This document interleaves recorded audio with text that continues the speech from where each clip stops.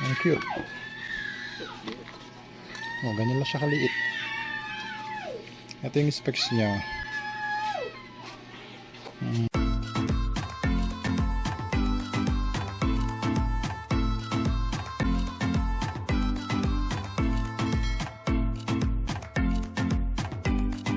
Hello, welcome again to my YouTube channel. Sa mga bago pa lang, please subscribe and like this video, and don't forget to hit the notification bell para ma-update kayo ng mga videos. At sa mga regular ko na mga viewers, welcome back. So ito ang aking unboxing ng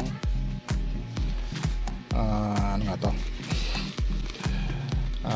water pump na nabili ko sa Shopee. Ito yung picture niya sa Shopee, tsaka yung magkano siya. So kaya binili to dahil gagamitin siya dun sa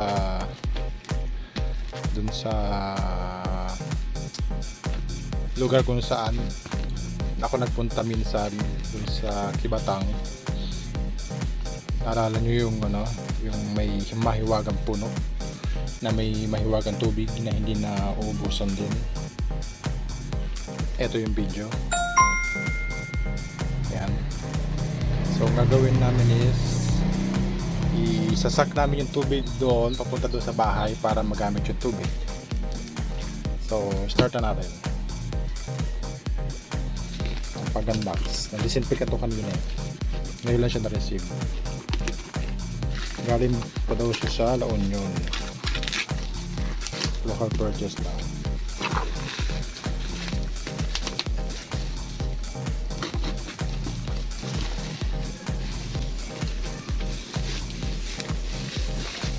Mabigat siya, 4.5 kilo. So yan, ang brand niya ay Wizz Electric Water Pump. Yan yung picture sa labas.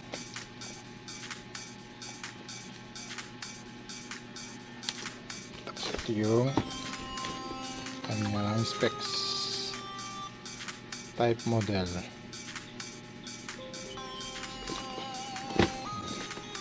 0.5 ano to, 0.5 horsepower.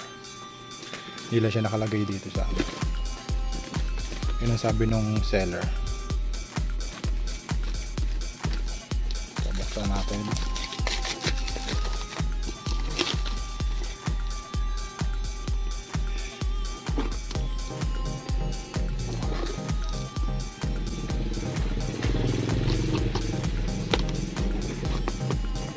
Wala siyang ibang kasamang freebies kundi ito lang vacuum pump.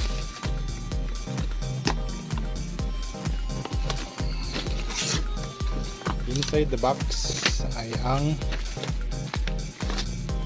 instruction manual kung paano siya gamitin.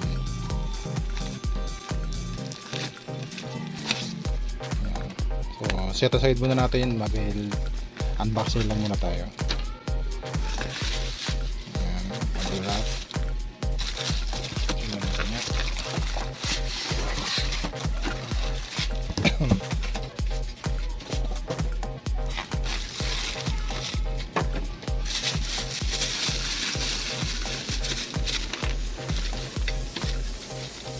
Maliit lang siya.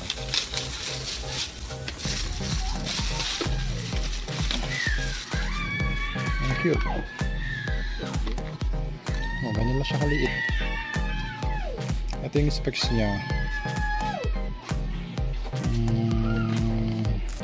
Yun o, 0.5 horsepower lang, pero 220 volts. Nakita ko kasi ito sa sa YouTube. May bubili ng ganito. So para daw sa swimming pool nila, ginagamit nila pang pang fill ng tubig. Kaya binili namin siya. So wala siyang kasamang mga piping. So kailangan pa siya bilhan ng mga tubo. Ayan. So hindi pa namin alam kung anong i-operate. Talagang unboxing lang siya. Yan siya. Soon ipapublish ko yung post ko yung paano namin siya i-set up dun sa area. paano yung operation niya. For the meantime, ito lang muna siya. Okay. Katong kuan lang, katong lunar lang kita nga walay brand. Okay na po siya. So for the meantime, yan muna. Unboxing muna sa parts. Okay, thank you for watching.